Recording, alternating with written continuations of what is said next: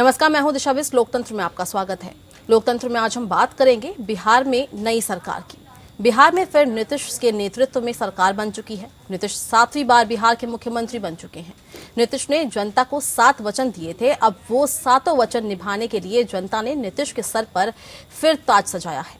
बिहार की जनता ने नीतीश से ज्यादा बीजेपी पर भरोसा जताया और बीजेपी को बड़ा भाई बना दिया।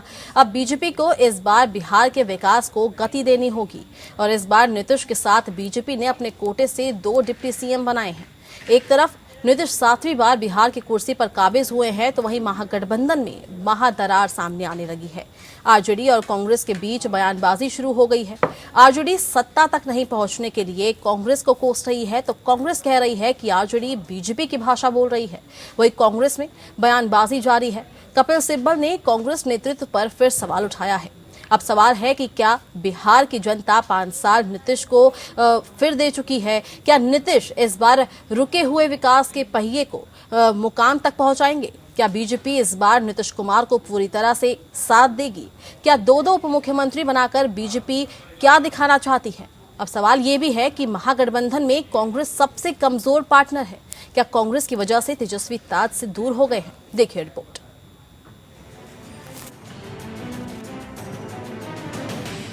बिहार विधानसभा चुनाव में शानदार जीत के बाद बीजेपी ने अब राज्य में अपना जनाधार बढ़ाने के लिए नया प्रयोग किया है। इसी रणनीति के तहत सुशील मोदी का पत्ता काटकर इस बार वैश्य समुदाय से आने वाले तारकिशोर प्रसाद और अति पिछड़े समुदाय की रेणु देवी को डिप्टी सीएम बनाया गया है।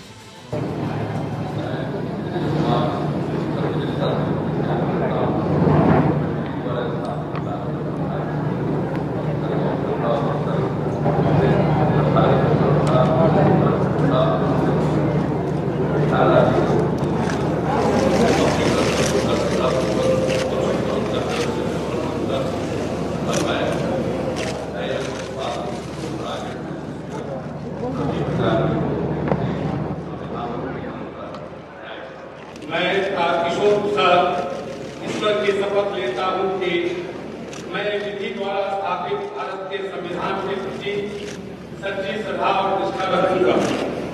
मैं भारत की प्रभुता और अखंडता अक्षुण्ण रखूंगा। मैं बिहार राज्य के मंत्री के रूप में अपने कर्तव्यों का श्रद्धापूर्वक और शुद्ध अंतःकरण से निर्वहन करूंगा तथा मैं भय या पक्षपात, अनुराग या द्वेष के बिना सभी प्रकार के लोगों के प्रति संविधान और विधि के अनुसार न्याय करूंगा। तारकिशोर प्रसाद बिहार के सीमांचल इलाके कटिहार सीट से 4थी बार विधायक चुने गए हैं। वे वैश्य समुदाय से आते हैं। वैश्य समुदाय बिहार ही नहीं बल्कि देश भर में बीजेपी का कोर वोट बैंक माना जाता है। सुशील मोदी का डिप्टी सीएम पद से पत्ता कटने और बीजेपी विधानमंडल के अध्यक्ष के पद से हटने के बाद तारकिशोर प्रसाद को लाया गया है। तारकिशोर वैश्य समुदाय से आते हैं और सुशील मोदी के करीबी नेताओं में भी गिने जाते हैं। सुशील मोदी को हटाए जाने के बाद बीजेपी का कैडर वोटर वैश्य कहीं छिटक न जाए, इस बात का ध्यान रखते हुए पार्टी ने तारकिशोर प्रसाद को विधानमंडल नेता के तौर पर आगे लाने की रणनीति अपनाई है। बिहार चुनाव में इस बार 24 एमएलए वैश्य समुदाय से जीते हैं, जिनमें सबसे ज्यादा 15 विधायक बीजेपी के टिकट पर जीतकर विधानसभा पहुंचे हैं। इसके अलावा तारकिशोर सीमांचल इलाके से आते हैं, जहां वैश्य वोटर ही बीजेपी की राजनीति का आधार है। बीजेपी की सीमांचल की जीत ने ही एनडीए को सत्ता सिंहासन तक पहुंचाने में अहम भूमिका अदा की है। तारकिशोर आरएसएस से संबंध अखिल भारतीय विद्यार्थी परिषद में विभिन्न दायित्वों को निभा चुके हैं। सुशील मोदी के करीबी तारकिशोर डिप्टी सीएम बनने से नीतीश कुमार के साथ समन्वय में दिक्कत नहीं होगी। तारकिशोर प्रसाद ने अपना राजनीतिक जीवन अखिल विद्यार्थी परिषद से शुरू किया और संघ से भी जुड़े रहे हैं। वे पार्टी के तेज तर्रार नेताओं में गिने जाते हैं। उन्होंने इस बार के चुनाव में आरजेडी के डॉक्टर राम प्रकाश महतो को 12,000 वोटों से हराकर लगातार 4थी बार चुनाव में जीत दर्ज कराई है। बीजेपी के लिए मुस्लिम बहुल सीमांचल से सीट निकालना बेहद मायने रखता है। यही वजह है कि पीएम मोदी समेत कई बड़े स्टार प्रचारकों ने भी कटिहार में चुनावी रैली की है। अब जबकि तारकिशोर प्रसाद बिहार में कटिहार सीट जीतकर बीजेपी को सीमांचल में बढ़त दिलाई, तो इसका उन्हें इनाम भी मिला है। वहीं दूसरी डिप्टी सीएम बनी रेणु देवी बिहार के अति पिछड़ा समुदाय की नोनिया जाति से संबंध रखती हैं। बिहार में नोनिया, बिंद, मल्लाह, तुरहा जैसी अति पिछड़ा जाति को बीजेपी के विचारधारा से जोड़ने में रेणु देवी एक ट्रम्प कार्ड के तौर पर हो सकती हैं। वे इस बार चुनाव में बेतिया सीट से जीत दर्ज कर विधानसभा पहुंची हैं।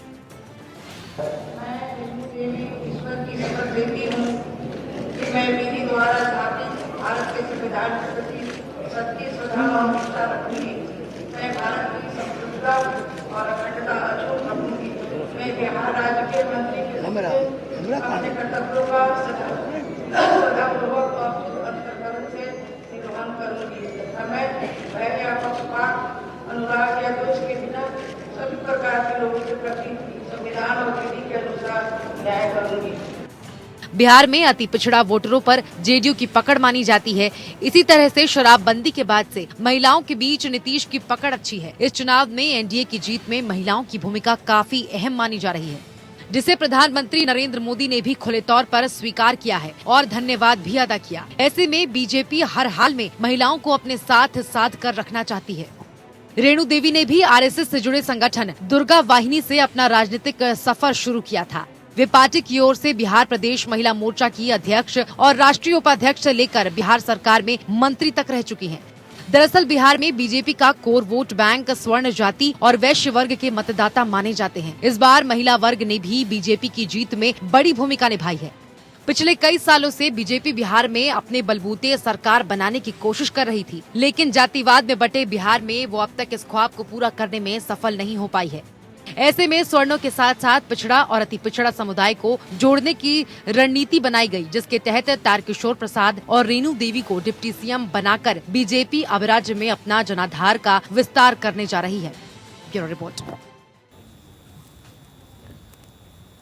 और बिहार में एनडीए की सरकार बन गई है। नीतीश कुमार ने आज मुख्यमंत्री पद की शपथ भी ले ली है, लेकिन सवाल यही उठता है कि जनता ने अब जब 5 साल नीतीश कुमार को दिए हैं तो क्या नीतीश कुमार इस बार रुके हुए विकास के पहिए को मुकाम तक पहुंचाएंगे। और इसी पर हमारी खास चर्चा है। उसी में हमारे सभी मेहमान हमारे साथ जुड़ चुके हैं। मैं आपका परिचय हमारे मेहमानों से करवा देती हूँ। हमारे साथ मोहसिन अली मासूमी जुड़ चुके हैं, आप नेता हैं जेडीयू से, सर आपका बहुत बहुत स्वागत है। हमारे साथ मनोज तिवारी जुड़ चुके हैं, आप नेता हैं कांग्रेस से, सर आपका बहुत बहुत स्वागत है। हमारे साथ राजेश यादव जी जुड़ चुके हैं, आप स्टेट वाइस प्रेसिडेंट है आरजेडी के, सर आपका बहुत बहुत स्वागत है। सबसे पहला सवाल मेरा मोहसिन अली मासूम जी आपसे ही है सर। सर, बिहार में नीतीश कुमार ने अब मुख्यमंत्री पद की शपथ ले ली है और मुख्यमंत्री बन गए हैं, और मंत्रिमंडल का विस्तार भी आज हो चुका है, मंत्रिमंडल ने भी आज शपथ ले ली है। लेकिन सवाल मेरा आपसे ये है कि अब बताइए कि आगे क्या कुछ आपका रोड मैप होगा, किस मुद्दों को लेकर आप प्राथमिक तौर पर काम करेंगे। देखिए, जो हमारा मुद्दा इलेक्शन से पहले जो था, हम लोग की सरकार आएगी, एनडीए की सरकार आएगी जी, पार्ट 2 पे काम होगा, युवाओं के लिए जो है और नई टेक्नोलॉजी से जोड़ा जाएगा। तो हम लोगों का जो एजेंडा है, जो हम लोगों ने जनता के बीच में रखा है, इस बार अगर हम लोगों को फिर अगर जो है बिहार की जनता मौका देती है, तो जिस तरह से 7 विषय पे काम हुआ था और उसको धरती पर करके उतारा नीतीश कुमार जी ने, उसी तरीके से 7 विषय पार्ट 2 पे भी काम होगा। ठीक है सर, लेकिन इस बार 2 डिप्टी सीएम बनाए गए हैं, और सवाल इसमें यह भी उठता है कि क्या सरकार की यहाँ पे जेडीयू की यहाँ पे सरकार रहेगी और चलने वाली यहाँ पे बीजेपी की सरकार है। बिल्कुल। अब देखिए, अभी तो मैं गवर्नर हाउस में ही हूँ और मुख्यमंत्री अभी जस्ट सब निकल रहे हैं और शपथ ग्रहण वगैरह सारी प्रक्रिया हो चुकी है। तो नीतीश कुमार को मुख्यमंत्री बनाया गया है और वो जैसा चाहेंगे, जो बिहार का विकास का जो मॉडल है उसको और आगे बढ़ाएंगे। और इसमें 2 डिप्टी सीएम रहे या 1 सीएम रहे, ये उनका अधिकार था। और इससे जो, लेकिन नीतीश के कैबिनेट में सब है, नीतीश जी के साथ है और नीतीश जी के ही मार्गदर्शन पे और विकास की जो है धारा जो है आगे बढ़ाने के लिए ये दोनों डिप्टी सीएम भी नीतीश कुमार के साथ साथ। बिल्कुल सर, सवाल मेरा राजेश यादव जी आपसे है। सर, महागठबंधन ने शपथ समारोह का बहिष्कार किया और बार बार यही कहा जा रहा था महागठबंधन की तरफ से कि सरकार हम बनाएंगे, लेकिन अब तो सर एनडीए की सरकार बन गई है। सर, झूठे मुंह ही सही, बधाई तो दे देनी चाहिए थी। नहीं, ऐसा है कि आपने देखा कि चुनाव परिणाम जो घोषित हो रहा था, तो चुनाव परिणाम में किस तरह से बेईमानी किया गया लोकतंत्र के साथ घोर मजाक किया गया और हमारे करीब 20 उम्मीदवारों को काउंटिंग में हराया गया। और नीतीश जी की सरकार बन रही है, हम लोग उसका, लेकिन जिस तरह से लोकतंत्र का गला इन लोगों ने घोट दिया, ये अविश्वासी लोगों का, जिसको जनमत नहीं मिला सरकार बनाने का, और राजतंत्र, ये तो राजतंत्र हो गया, लोकतंत्र के जगह पर राजतंत्र जगह ले रहा है, तो देश के लिए खतरा है, देश के लोकतंत्र के लिए खतरा है। और जिस तरह से इन लोगों ने चुनाव परिणाम को अपने पक्ष में किया है, पूरा बिहार की जनता आघात है, आहत है, और देश भी देखा और बिहार की जनता भी देख हमारे मत को किस तरह से हमारे मत को अपने तरफ मिलाने का काम किया। और हमारे कम से कम 15 उम्मीदवार जी 12 वोट से, 9 वोट से, 8 वोट से, 100 वोट से ये हरवाने का काम किया है। और निश्चित रूप से आने वाले दिन में अब देखिएगा कि 2000 में जब ये मुख्यमंत्री बन रहे थे, एक बार शपथ लिए थे नीतीश जी, तो हम लोगों ने कहा था कि इनका उतना ही जाना तय है जितना सूर्य का उगना पूरब में तय निश्चित है। तो इस बार भी नीतीश जी को जाना तय है। 10 दिन, 15 दिन, 20 दिन, 3 महीना ही पार नहीं करेगी सरकार। जिस तरह से इन लोगों ने बिहार की जनता को ठगने का काम किया, बिहार के मत को छलने का किया, मतदाताओं को छलने का काम किया, 3 महीना से ज्यादा इनकी सरकार चलने वाली नहीं है। आपने देखा कि जो नीतीश कुमार जी, ये कभी देखे हैं क्या कि तीसरा नंबर का ही पार्टी है। और माननीय प्रधानमंत्री जी, माननीय गृह मंत्री जी किस तरह का बात कर रहे हैं अभी बैठ करके, ये सारे देश की जनता देख रही है, बिहार की जनता देख रही है। और इसका माकूल जवाब 3 महीना की सरकार है। जिस तरह से 3 महीना से ज्यादा ये सरकार चलने वाली नहीं है, बिहार की जनता को, बिहार के मतदाताओं को अपमानित काम करने का काम किया है। और आप दावे के साथ कह रहे हैं कि 3 महीना से सरकार चलने वाली नहीं है।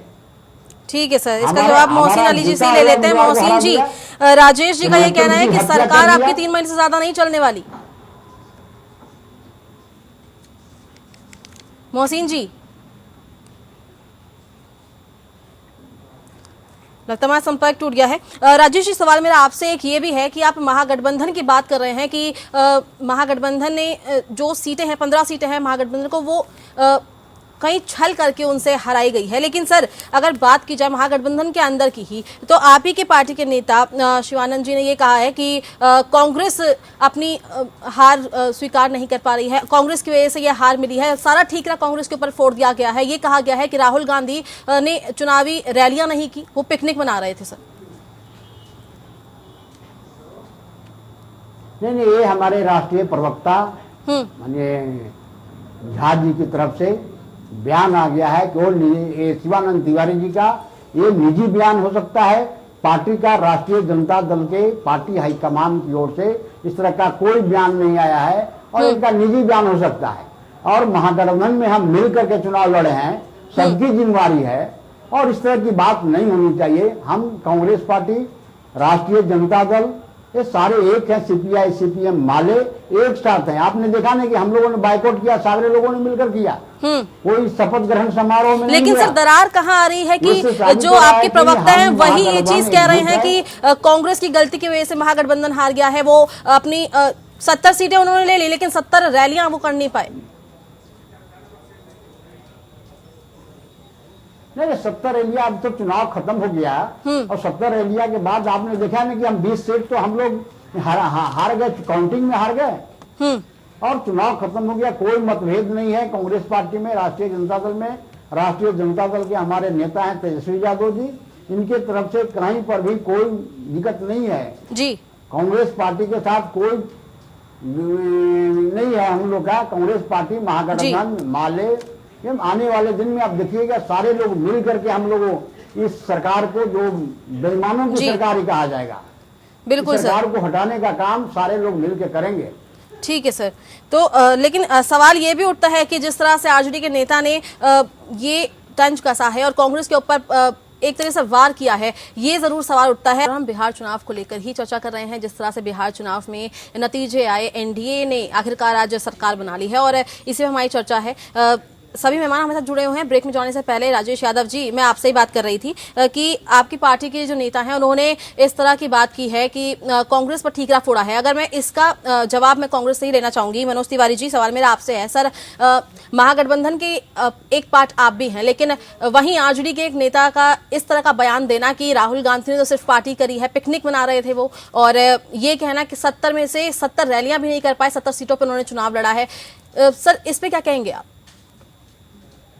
देखिए, सबसे पहले बिहार में नई सरकार के गठन पर जितने लोग विधानसभा में जीत के गए हैं, सभी नवनिर्वाचित प्रत्याशियों को मेरी बधाई है और नीतीश कुमार जी को भी बधाई है, उनके समस्त मंत्रिमंडल को भी जी।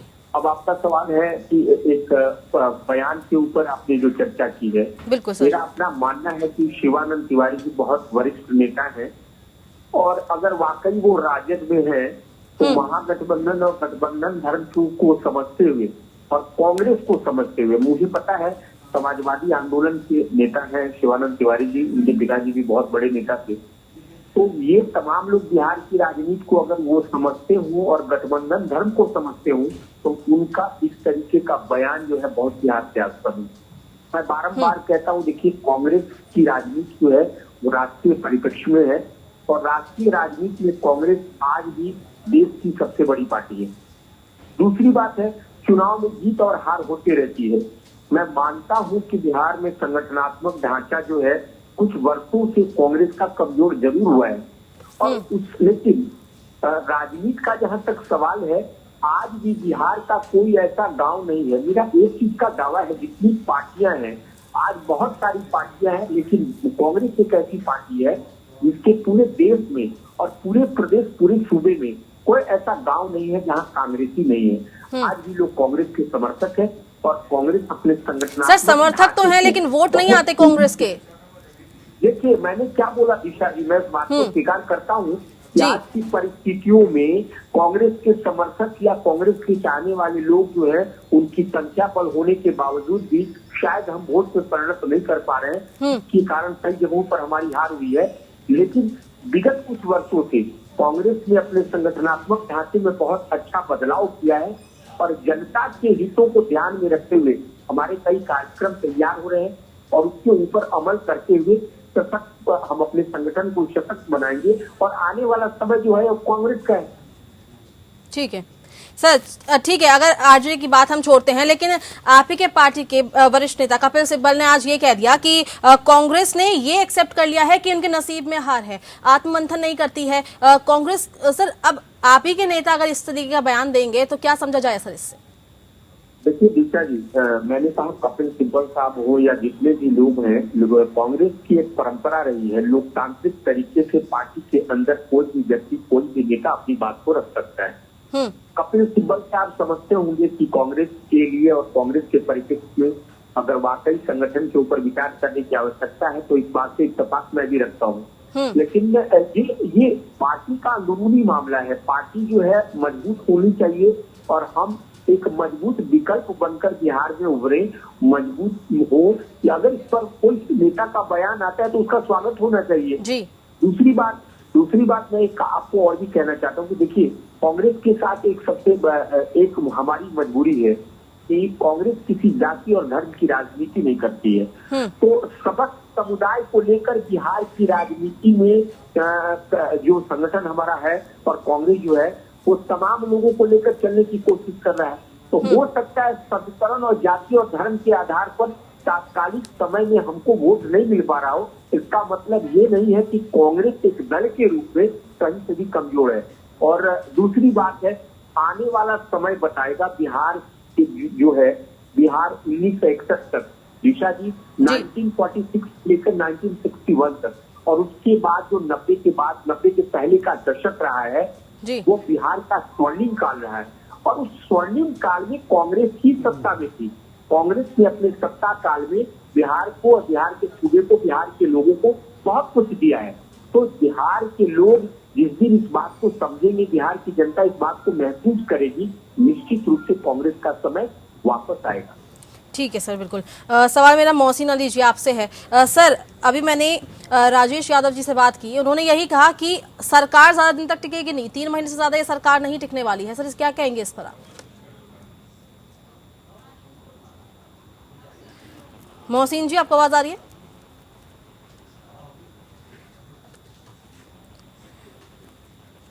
मुझे लगता है हमारा संपर्क उनसे टूटा हुआ है। राजेश जी, सवाल मेरा आपसे है। सर, जिस तरह से लगातार महागठबंधन में अगर इस तरह की फूट देखने को मिल रही है, शिवानंद तिवारी जी ने इस तरह का बयान दिया है, कि आपको नहीं लगता कि इस तरह के बयान से गुटबाजी महागठबंधन के बीच में हो जाएगी, और जो महागठबंधन की सरकार आप बनाने की बात कर रहे थे, तेजस्वी यादव ने जो महागठबंधन की सरकार बनाने की बात की थी, वो महागठबंधन ही पूरा टूट जाएगा अगर इस तरह की बयानबाजी होगी तो?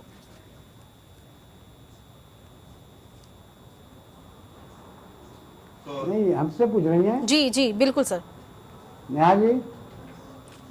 जी राजेश जी, आप ही से पूछ रही हूँ, सवाल मेरा आप ही से है। हेलो, अच्छा। नहीं जी नहीं, महागठबंधन में कोई फूट नहीं है, और महागठबंधन और पहले से मजबूत हुआ है। जिस तरह से मतों का अपहरण कर लिया गया, लोगों के जनादेश को अपहरण कर लिया गया, उससे महागठबंधन और मजबूत हुआ है।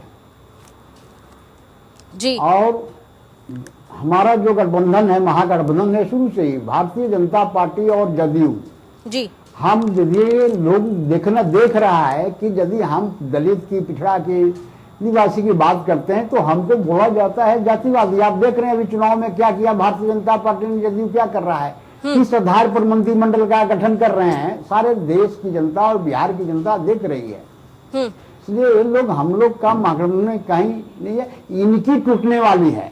इनका जो जोड़ है, मांझी जी हमको बोलते हैं परिवारवाद। आपने देखा कि मांझी जी के बेटा को बना दिया मंदिर, परिवारवाद नहीं है जी। इसके कई ऐसे उदाहरण है जिनके इनके बेटे, भारतीय जनता पार्टी के बेटे, यहाँ से लेके महाराष्ट्र से लेकर के उत्तर प्रदेश से लेकर सारे, लेकिन हमको कहा जाता है परिवारवाद, हमको कहा जाता है जातिवाद। हम यदि पिछड़ों की बात करते हैं हम जातिवादी हो जाते हैं, और वो पिछड़ों की बात कर रहे हैं तो वो राष्ट्रवादी हो जा रहे हैं। तो इस तरह की बात बिहार की जनता समझ रही है, और देश की जनता भी आने वाले दिन में समझेगी कि किस तरह से हम लोगों को बदनाम करने के लिए एक साजिश के तहत, षड्यंत्र के तहत अफवाह फैलाया जा रहा है कि हम लोग जो है पिछड़ा की बात हम करते हैं। तो हम आप देख नहीं रहे जी, जब माननीय प्रधानमंत्री खुद बोलते हैं कि हम पिछड़ा हैं, और वो उनको लोग बोलता है ठीक है हम करते हैं, तो हम जातिवादी हो जाते हैं। तो सारे देश की जनता और बिहार की जनता आने वाले दिन में जब, और इनका जो गठन हुआ है अभी मंत्रिमंडल का, किस आधार पर इन लोगों ने गठन किया है? जात के आधार पर गठन किया। ये जात के आधार पर हम यदि करते हैं तो हम जातिवादी हो जाते हैं। ये राष्ट्रवादी हैं, नकली राष्ट्रवादी हैं ये लोग। बिल्कुल। और बिहार के, हमको जनमत हमको दिया है ना बिहार की जनता ने, हम सबसे बड़ी पार्टी है जी, सिंगल लार्जेस्ट पार्टी राष्ट्रीय जनता दल है, महागठबंधन। हमको तो 20 सीट इन्होंने हरा दिया। और इनको, जब बिहार की लोकतंत्र पर इनकी आस्था नहीं है, प्रजातंत्र पर इनकी आस्था नहीं है, माननीय प्रधानमंत्री बोलते हैं राष्ट्रवादी। राष्ट्र क्या, राष्ट्र का इन्हीं का है क्या भारतीय जनता पार्टी ने राष्ट्र का ठेका ले रखा है क्या? तो ये सारे लोग, इनके पास तंत्र है गुमराह करने का, बड़े प्रचार गुमराह कर रहे हैं जी, सारे चीज हैं इनके पास। तो ज्यादा दिन अभी देखें किस तरह से ये तो हार रहे थे ना, सारे मीडिया, सारे लोग जान रहा है कि ये लोग हार गए हैं। सारे देश की जनता से, प्रिंट मीडिया से, इलेक्ट्रॉनिक मीडिया से लेकर सभी लोग जान गए कि ये हार गए हैं, हारे हुए लोग हैं। और आज देख लीजिए 2-2 उपमुख्यमंत्री, नीतीश जी कहाँ हैं?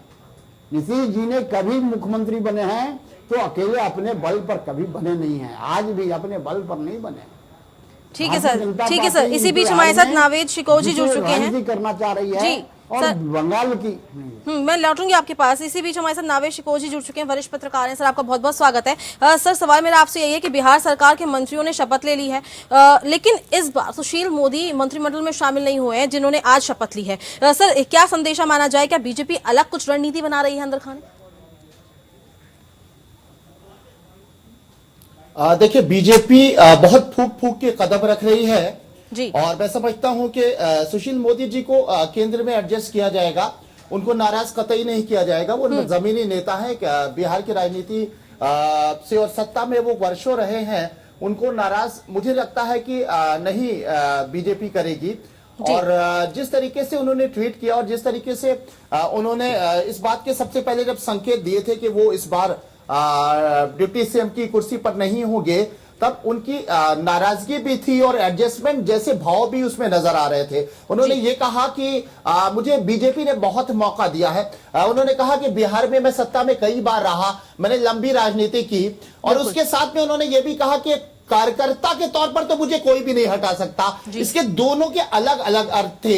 एक तरफ वो उन सारी चीजों को, अगर उनको वो कुर्सी नहीं दी गई तो उसकी नाराजगी भी उन्होंने व्यक्त कर दी, और दूसरी तरफ उन्होंने ये भी कह दिया कि हम जो है हमें बहुत कुछ पार्टी ने दिया है। देखिए, मेन चीज जो है आज के शपथ ग्रहण समारोह में जो मुझे समझ में आ रहा है, वो ये समझ में आ रहा है कि भारतीय जनता पार्टी का 7-8 साल पहले जब एक बहुत महाशक्ति के तौर पर, एक राजनीतिक दल के तौर पर देश में एक बहुत ताकत के तौर पर उभरी थी, और उसके बाद में तमाम जगह बहुत प्रचंड बहुमत से जीती, केंद्र में तो जीती, 2 बार जीती, कई राज्यों में भी बहुत बड़ा बहुमत उसको मिला।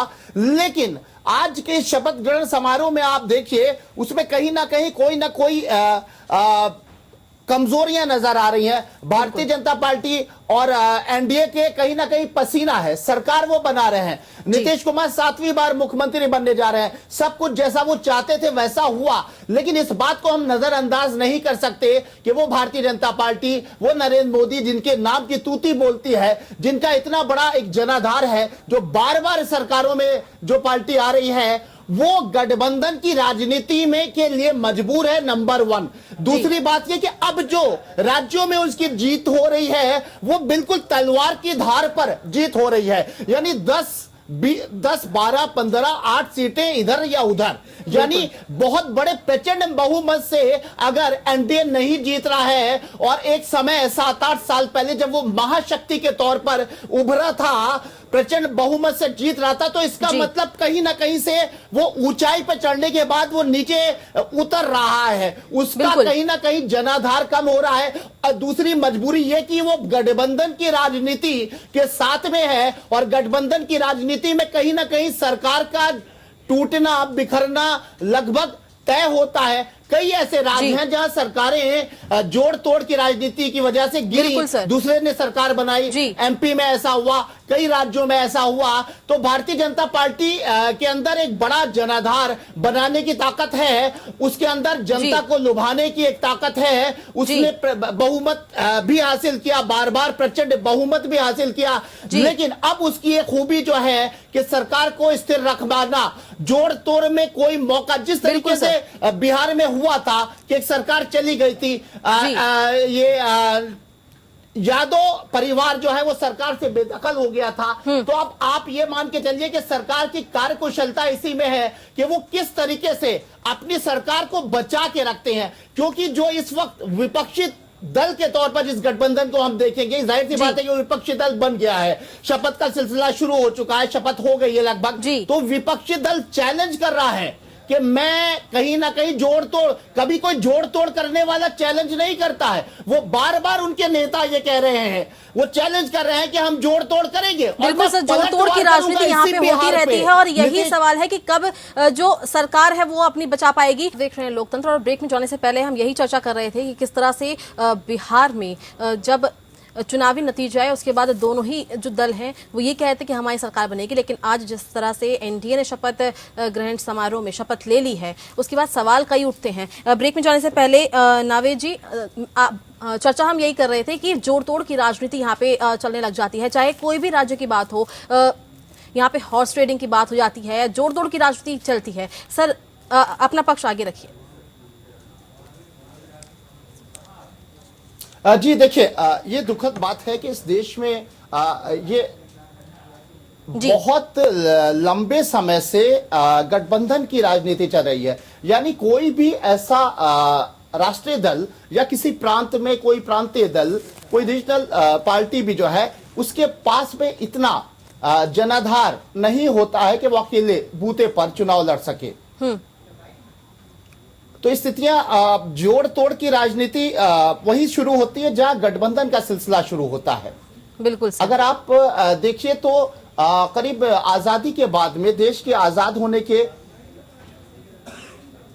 जी करीब 40-50 साल तक कांग्रेस की एक बड़ा बहुमत रहा था। उसके बाद में करीब 2.5 दशक 3 दशक से ये सिलसिला तेज हुआ है कि गठबंधन का सहारा हर एक राजनीतिक दल को लेना पड़ता है। गठबंधन होना कोई बुरी बात नहीं है, ये लोकतांत्रिक के एक तौर तरीके के तहत गठबंधन होता है। लेकिन गठबंधन की राजनीति का एक बड़ा नुकसान ये होता है कि वहां पर जोड़ तोड़ और खरीद फरोख्त शुरू हो जाता है। मैं समझता हूं कि खरीद फरोख्त का जो सिलसिला शुरू होता है तो एक लोकतंत्र के चेहरे पे कहीं ना कहीं दाग लगता है। कहीं ना कहीं जो हमारा जनप्रतिनिधि है उस पर एक अविश्वास पैदा होता है कि ये किस तरीके से बिक जाता है, किस तरह इसको दूसरा दल तोड़ सकता है। तो अब सबसे बड़ी बात तो यह है कि आश्चर्य की बात यह है कि जहां पर भारतीय जनता पार्टी एक महानायक, एक बहुत महाशक्ति के तौर पर उभरी इस देश में, और अभी भी एक जनता का विश्वास उसके बाद है, फिर भी उसको गठबंधन का सहारा लेना पड़ रहा है। यानी ये दौर गठबंधन का जो है भारतीय राजनीति का, ये एक बड़ी शक्ति उभरने के बाद, एक बड़ा दल उभरने के बाद, एक बड़े नरेंद्र मोदी जैसे जननायक उभरने के बाद भी राज्यों में भी और केंद्र में भी गठबंधन बनाना पड़ता है। मैं बार बार कह रहा हूं कि गठबंधन की राजनीति बुरी नहीं है, बुरी इसलिए है कि जो गठबंधन की राजनीति का एक दुष्परिणाम यह होता है कि बीच में जोड़ तोड़ शुरू हो जाती है। हास्यास्पद चीजें होती है कि विधायकों को बंद कर दिया गया है, रिजॉर्ट्स में डाल दिया गया है, उनको छुपा लिया गया है, वो टूट गए, उनकी आस्था बिखर गई, उनके विचार बदल गए। ये सारी चीजें जो होती हैं, ये मैं समझता हूं कि ये बहुत दुखद होती हैं। ये लोकतंत्र के लिए कहीं ना कहीं एक कलंक होती है। और मैं समझता हूं कि राजनीतिक दलों के अंदर अब अपनी पार्टी को, अपने नेताओं को, अपनी सत्ता को बचाना भी एक बड़ी चुनौती होती है। जिस तरह से भारतीय जनता पार्टी को कहा जाता है कि चुनावी जो एक रणनीति है, जो एक स्ट्रेटजी है, जो चुनाव लड़ने की, टिकट देने की, संगठन को मजबूत करने की, उसमें वो नंबर 1 है। बहुत अच्छा उसका प्रबंधन है। लेकिन अब इस तरह की स्थितियां जो बन रही है कि जीत रहे हैं, ठीक है, वो बहुमत से जीते हैं, लेकिन अगर 8 सीटें, 6 सीटें, 10 सीटों का आज कोई जरा सा भी फर्क आता है, यानी वो बॉर्डर पे अगर कोई सरकार है और दोनों ही पक्ष विपक्ष दोनों ही गठबंधन में बंधे हुए हैं और छोटे छोटे दलों के साथ गठबंधन बना है और कोई निराश हो जाता है, कोई नाराज हो जाता है, तो जाहिर सी बात है कि दूसरा विपक्षी दल जो है उसको तोड़ने की कोशिश करता है, उसको प्रलोभन देता है। उधर उसको मनाना अगर मुश्किल हो जाता है सत्ता पक्ष को, तो वो सरकार गिर जाती है। ये स्थितियां जो अभी बिहार की राजनीति में, मैं ये नहीं कह रहा हूं कि कोई ये सरकार बहुत जनादेश आया है, जनमत का एक सम्मान करना चाहिए, लेकिन इस समय विपक्षी दल तेजस्वी यादव जिस तरह से चैलेंज कर रहे हैं कि ये सरकार, हालांकि ये इस तरह के आरोप बेबुनियाद हैं। मैं समझता हूं कि तेजस्वी यादव ने एक बहुत ही परिपक्व नेता की तरह चुनावी कैंपेनिंग की, लोगों ने उनकी तारीफ की, विरोधियों ने भी उनकी तारीफ की, लेकिन इस समय जो उनके बयान आ रहे हैं और जिस तरीके से उनका शपथ ग्रहण समारोह में ना जाना, ये सारी चीजें अब परिपक्वता उनकी दिखाने लगी। एक परिपक्व चेहरा जो दिखाई दिया था तेजस्वी का, एक बड़े नेता के तौर पर वो उभरे, एक बड़ा विपक्षी दल एक तैयार हुआ है जो लोकतंत्र का सौंदर्य है। लेकिन इस वक्त जिस तरह के उनके बयान आ रहे हैं और जोड़ तोड़ और मैं सरकार बनाऊंगा, उनका गठबंधन इस तरह के बयान दे रहा है, उसके बाद आपस में भी कहीं ना कहीं वो कांग्रेस को भी ताना दे रहे हैं, तो ये अपरिपक्वता है, बौखलाहट है। और मैं समझता हूं कि वो एक बहुत बड़ा और मजबूत विपक्ष तैयार हुआ है, उनको काम करना चाहिए है। और जरूर एक राजनीतिक होने के नाते जो एनडीए है, वहां पर जो नाराजगी है, जो अगर बिखराव की स्थिति आ गई है या कुछ भी इस तरह की स्थिति होती है, तो वो नजर जरूर रखें। लेकिन इस तरह का बयान वो जो दे रहे हैं, मैं समझता हूं ये उनकी परिपक्वता नहीं है, अपरिपक्वता है। बिल्कुल सर, मैं लौटूंगी आपके पास। सवाल मेरा राजेश जी आपसे है। सर, जब बिहार चुनाव के नतीजे आए थे, जब परिणाम आया था, तो तेजस्वी यादव ने यही कहा था कि हमारी सरकार बनेगी।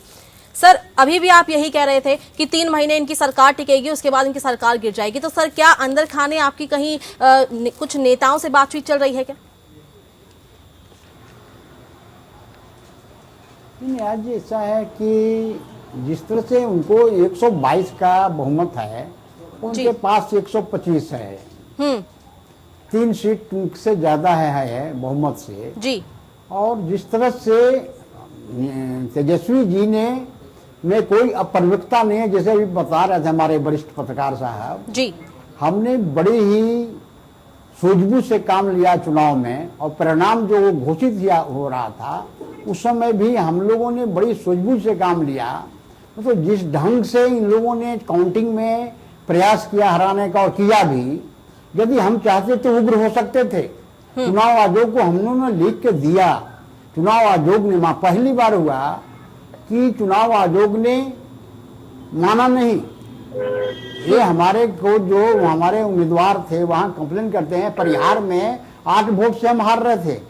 एक मोतिहारी में हमारे वीडियो ने कंप्लेन किया, जो वीडियो थे चुनाव लड़ रहे थे, वो 13-14 वोट से पीछे हो रहे थे, उनको बैठा दिया गया कि आपको जीत के सर्टिफिकेट मिलेगा।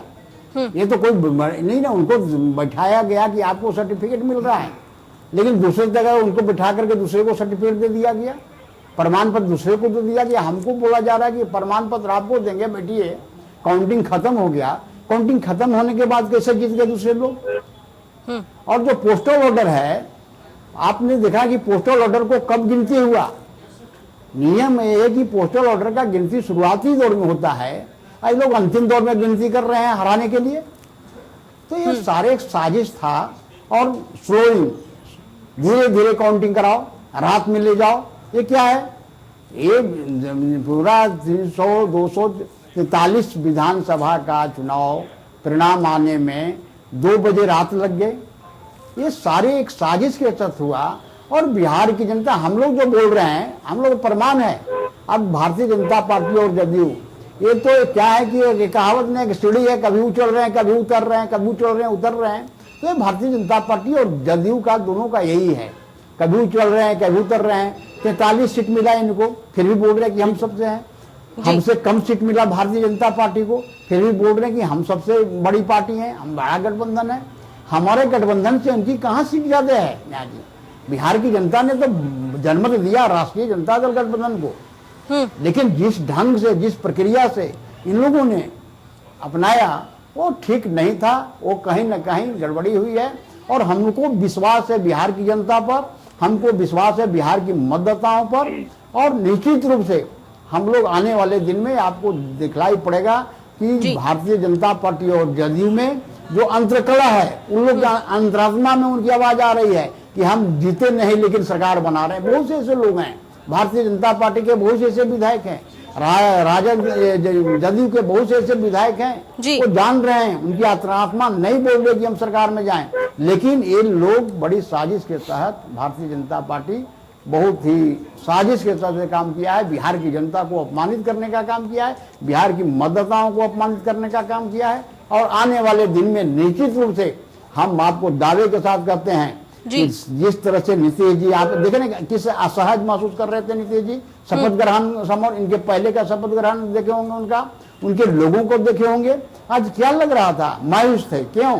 क्योंकि जान रहे हैं कि हम गलत ढंग से हम आ रहे हैं, गलत ढंग से हम सरकार में आ रहे हैं, और इसका परिणाम गलत का परिणाम गलत होता है। और निश्चित रूप से आप देख लीजिएगा, निश्चित रूप से इनका परिणाम गलत होने वाला है। जिस मंशा के साथ भारतीय जनता पार्टी ने बनाई है सरकार, 2 मुख्यमंत्री बना दिया, 2 मुख्यमंत्री बना दिया। अब देखिए कि नीतीश जी क्या करते हैं। नीतीश जी बोलते हैं कि बड़े हम तो बहुत ही शालीनता है, हम में बहुत ये है, हम बात करते हैं। तो अब जनता को रोक रहा है कि जो कहे थे कि मिट्टी में मिल जाएंगे हम भारतीय जनता पार्टी में, बहुत पुरानी बात है। और ठीक कहा था अपने सुशील मोदी जी ने कि नीतीश जी ने सबको ठगा, हमको ठगा। 15 में वो भाषण देते थे सुशील मोदी जी, नीतीश जी ने सबको ठगा, हमको ठगा, भाजपा को ठगा, मांझी जी को ठगा। और आज नीतीश जी ने पुनः एक बार सुशील मोदी को ठग दिया अपने बनने के लिए। कभी नहीं कहा कि सुशील मोदी को, अब अंतराल वैसे उनकी आंतरिक मामला है, पार्टी की मामला है, लेकिन निश्चित रूप से नीतीश कुमार असमंजस में है और इस असमंजसता उनको ले डूबेगा। और आने वाले दिन में आप देखिए 2 महीना मार्च तक इंतजार कीजिए, मार्च तक ही इनकी नीतीश जी पर इतने भारतीय जनता पार्टी हावी हो जाएगा कि नीतीश जी कहीं का नहीं रहेंगे और पुनः एक बार वो अपने आप अलग होंगे या भारतीय जनता पार्टी उनको अलग कर देगा। जिस तरह से मायावती जी की सरकार एक बार बनी थी भारतीय जनता पार्टी से, आदरणीय अटल बिहारी वाजपेयी के समय में हमको याद है जब अटल बिहारी वाजपेयी 2.5 साल बना तो भारतीय जनता पार्टी ने मायावती जी के पार्टी को विधायक को तोड़ने लगा और आदरणीय अटल जी का बयान था, याद है कि दूध में मक्खी गिर जाता है तो उसको फेंक दिया जाता है। उसी तरह नीतीश जी को मार्च आते आते भारतीय जनता पार्टी बाहर फेंक देगा। बिल्कुल, आप सभी मुद्दा में नहीं रहे नीतीश जी, बिल्कुल सर। हम लोग बिहार की जनता ने हमको जनादेश दिया है, हम उसको मानते हैं और तेजस्वी जी ने तो बड़ी शालीनता के साथ, बड़ी ही गंभीरता के साथ। ठीक है सर, आपने ये कहा है कि 3 महीने में इनकी सरकार गिर जाएगी, तो सर 3 महीने का इंतजार भी हम कर लेते हैं। हार के बारे में ही चर्चा कर रहे हैं, किस तरह से एनडीए सरकार ने आज शपथ ग्रहण समारोह में हिस्सा लिया और शपथ उन्होंने आज मुख्यमंत्री पद की शपथ ली है और सभी मेहमान हमारे साथ जुड़े हुए हैं। सवाल मेरा मनोज तिवारी जी आपसे है। सर, अगर बात की जाए शिवानंद तिवारी की, जिन्होंने आज इस तरह का बयान दिया है कांग्रेस को लेकर, सर वहीं दूसरी तरफ उन्होंने प्रधानमंत्री नरेंद्र मोदी की तारीफ की है, तो सर क्या कहा जाए कि विपक्ष जो है वो कांग्रेस की तारीफ नहीं कर पा रहा है लेकिन पीएम मोदी का मुरीद बना है? देखिए, विगत कुछ वर्षों से दिशा जी इस देश की राजनीतिक परिस्थितियां और सोच दोनों बदला है जी। जहाँ तक सवाल बिहार का है, बिहार के लोग बहुत राजनीतिक रूप से बहुत जागृत और जागरूक लोग होते हैं। आज जो परिणाम आया है उस परिणाम से पहले हमारी अपेक्षा कतई भी नहीं थी। ऐसा नहीं कि हम कांग्रेस में हैं तो कांग्रेस के संदर्भ में बोल रहे हैं, अमूमन लोकतांत्रिक व्यवस्था को देखते हुए सूबे और बिहार की जनता के लिए बोल रहे हैं। जो परिस्थितियां बदली, जो बिहार में बदलाव की बात है, किसी भी लोकतंत्र में सत्ता में परिवर्तन होना चाहिए और अगर सत्ता में परिवर्तन होता है तो वो जनता के हित के लिए होता है जी। 15 वर्षों का जो शासन काल रहा है नीतीश जी का, बिहार प्रांत के लिए कतई भी मैं मानता हूं कि बहुत ही असफल सरकार रही है। उसका मूल कारण एक बिहारी होने के नाते, जब झारखंड का बंटवारा हुआ, बिहार से झारखंड अलग हुआ था, तो सारी खनिज संपदा जो है वो झारखंड में चली गई। बिहार मूल रूप से कृषि प्रधान राज्य बन गया। तो कृषि प्रधान राज्य होने के नाते बिहार की जो मूलभूत आवश्यकताएं थी, उस आवश्यकताओं की पूर्ति के लिए एक जज्बे की सरकार चाहिए थी, एक ऐसी सरकार चाहिए थी जिसके पास सोच हो। अब मैंने सोच की बात की थी, देखिए दिशा जी, 15 वर्षों में बिहार में बेरोजगारी बहुत ज्यादा तेजी से बढ़ी है जी। मजदूरों का पलायन हुआ है, ये बिहार की बहुत बड़ी समस्या रही है। सऊदी अरब से लेकर के और हिंदुस्तान के तमाम जगहों पर आप कहीं भी जाइए बिहारी मजदूर आपको मिलेंगे। तीसरी बात मैं आपको बताता हूँ, उद्योग धंधे तकरीबन बंद के कगार पर। 1946 से लेकर के 1961 जितने भी उद्योग धंधे लगे बिहार में, वो तमाम कांग्रेस की देन थी। क्या कारण है? इस सरकारों के 15 वर्ष के इस लंबे शासनकाल में नीतीश कुमार जी, जो केंद्र में जिसकी बार बार मोदी जी की लोग तारीफ करते हैं, मुझे लगता है कि पूरे हिंदुस्तान के इतिहास में इतना असफल प्रधानमंत्री हिंदुस्तान में कोई हुआ ही नहीं है। उसका कारण है कि अगर केंद्र में सरकार है भारतीय जनता पार्टी की और भारतीय जनता पार्टी की साझेदारी सरकार बिहार में है, उसके बावजूद भी 7 केंद्रीय मंत्री अकेले बिहार से होने के बाद एक चीनी मिल तक बिहार में नहीं खोल पाया। ये इससे बड़ी असफलता क्या हो सकती है? दूसरी बात मैं कहता हूँ कि कहीं भी बिहार के किसी जिले में चले जाइए, 38 जिले की स्थिति ये है कि कृषि प्रधान राज्य होने के बावजूद भी कोसी और गंडक, इन दोनों नदियों की वजह से बिहार के लोग बाढ़ में हमेशा तबाह रहते हैं। उस तबाही को देखते हुए आज तक इस 15 वर्ष की सरकार ने कृषि के ऊपर कोई रोड मैप तैयार नहीं किया।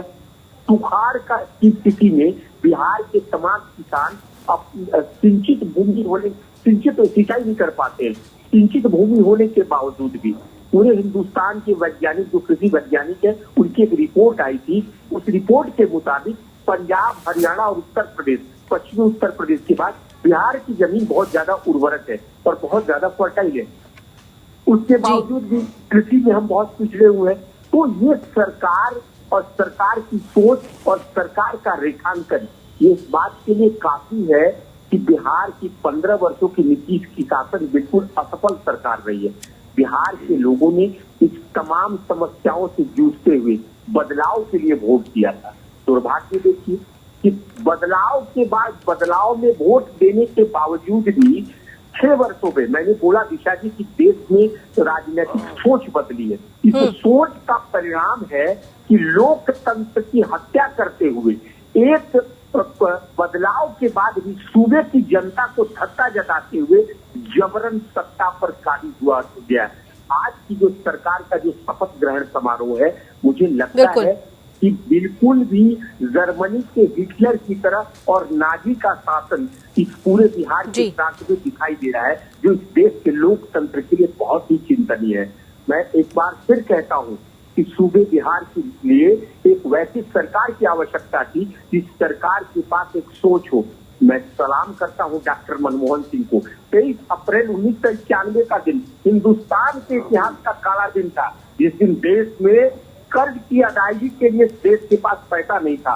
उस बुरे परिस्थितियों में डॉक्टर मनमोहन सिंह जैसा प्रधानमंत्री ने इस देश को आर्थिक समृद्धि के आर्थिक समृद्ध राष्ट्र बनाया, दुनिया का तीसरा महाशक्ति बनाया। ऐसे लोगों की आवश्यकता है इस देश में, वैसे लोगों की आवश्यकता है बिहार प्रांत में। श्री कृष्ण बाबू, जिनके समय में उद्योग के जाल बिछाए गए, आज परिस्थितियां ऐसी है, सुगौली चीनी मिल, मढ़ौरा चीनी मिल, फैक्ट्री। बिल्कुल सर, आरोप तो काफी लग रहे हैं सरकार के ऊपर, लेकिन अब यही देखना होगा कि सरकार कितना काम कर पाती है, क्योंकि समय की कमी है। एक आखिरी सवाल मैं शिको सर आपसे लेना चाहूंगी। सर, लगातार कांग्रेस पर सवाल उठ रहे हैं कि कांग्रेस सही से प्रदर्शन नहीं कर पा रही है, सीरियस नहीं है, और जिस तरह से आज आरजेडी नेता ने भी, प्रवक्ता ने भी सवाल उठाया है कि राहुल गांधी ने रैलियां नहीं की। सर, इसको आप कैसे देखते हैं? क्या आपको लगता है कि यहाँ पे कांग्रेस सीरियस नहीं थी? एक छोटा जवाब सर।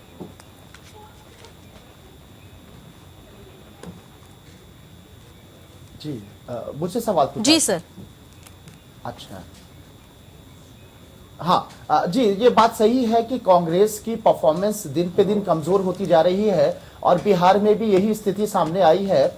मैं समझता हूं कि जिस तरीके से तमाम कोशिशों, राहुल गांधी के प्रयासों के बाद में, प्रियंका गांधी के प्रयासों के बाद भी पूरे राष्ट्रीय तौर पर हर स्टेट में कांग्रेस परफॉर्म नहीं कर पा रही है।